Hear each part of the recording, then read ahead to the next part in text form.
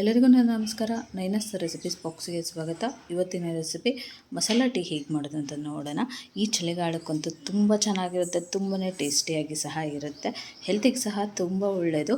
ನಾನು ಸ್ಟಾರ್ಟ್ ಮಾಡೋಕ್ಕಿಂತ ಮುಂಚೆ ನನ್ನ ರೆಸಿಪಿ ನಿಮಗೆ ಇಷ್ಟ ಆದರೆ ಪ್ಲೀಸ್ ಲೈಕ್ ಮಾಡಿ, ಶೇರ್ ಮಾಡಿ, ಹಾಗೆ ಸಬ್ಸ್ಕ್ರೈಬ್ ಮಾಡಿ. ಸಬ್ಸ್ಕ್ರೈಬ್ ಮಾಡೋದ್ರಿಂದ ನಾನು ಹಾಕೋ ಹೊಸ ರೆಸಿಪಿನ ನೀವು ನೋಡ್ಬೋದು. ಬನ್ನಿ ಸ್ಟಾರ್ಟ್ ಮಾಡೋಣ. ಒಂದು ಬೌಲ್ ತೊಗೊಂಡಿದ್ದೀನಿ, ಅದಕ್ಕೆ ನೀರು ಹಾಕ್ತಾಯಿದ್ದೀನಿ. 1 ಕಪ್ನಷ್ಟು ನೀರು, ಇದಕ್ಕೆ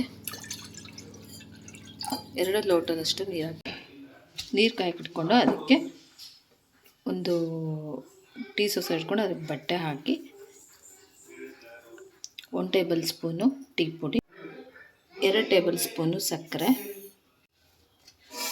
3 ಲವಂಗ, 2 ಇಂಚು ಶುಂಠಿ, 1 ತುಂಡು ಚಕ್ಕೆ, 2 ಏಲಕ್ಕಿ.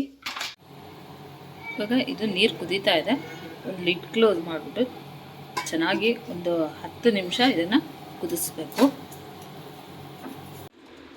ಬಾಯ್ಲ್ ಆಗಿದೆ ಇಲ್ಲ ಅಂತ ನೋಡೋಣ. ನೋಡಿ ಎಷ್ಟು ಚೆನ್ನಾಗಾಗಿದೆ ನೋಡಿ. ಇವಾಗ ಆಗಿದೆ, ಇದನ್ನು ತೆಗಿಯೋಣ. ನೋಡಿ ಡಿಕಾಕ್ಷನ್ ರೆಡಿಯಾಗಿದೆ. ಇವಾಗ ಹಾಲು ಕಾಸ್ಕೊಳ್ಳೋಣ. ಹಾಲು ತೊಗೊಂಡಿದ್ದೀನಿ, 2 ಲೋಟದಷ್ಟು.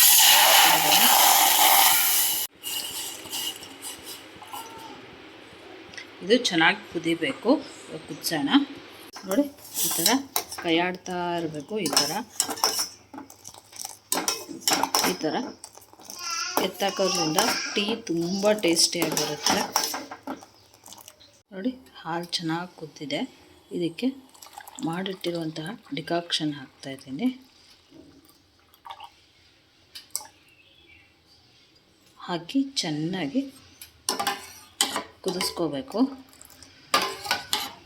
ನೋಡಿ ಈ ಥರ ಒಂದು ಚಮಚ ತೊಗೊಂಡ್ಬಿಟ್ಟು ಈ ಥರ ಎತ್ತಾಕಿದ್ರೆ ಟೀ ತುಂಬ ಟೇಸ್ಟ್ ಬರುತ್ತೆ.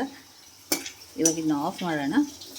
ಆಫ್ ಮಾಡಿ ಇವಾಗ ಒಂದು ಲೋಟಗೆ ಹಾಕೋಣ. ನೋಡಿ ಟೀ ರೆಡಿಯಾಗಿದೆ. ಎಷ್ಟು ಚೆನ್ನಾಗಿ ಕಾಣಿಸ್ತಾ ಇದೆ ಅಂದ್ಬಿಟ್ಟು. ತುಂಬಾ ರುಚಿಯಾಗಿರುತ್ತೆ ಈ ಮಸಾಲ ಟೀ. ಮನೆಯಲ್ಲೇ ಈ ಥರ ಚಳಿಗೆ ಮಸಾಲ ಟೀ ಮಾಡಿ ಕುಡೀರಿ, ತುಂಬಾ ಒಳ್ಳೆಯದು ಹೆಲ್ತಿಗೆ. ಗಂಟಲು ನೋವು, ಕಫ ಎಲ್ಲ ಕರಗುತ್ತೆ. ಶೀತ ಆಗಿರೋಂಥ ಒಳ್ಳೆ ಇದು ವರ್ಕ್ ಮಾಡುತ್ತೆ, ನಿಮಗೆ ಕಡಿಮೆ ಮಾಡುತ್ತೆ ಶೀತನೂ ಸಹ.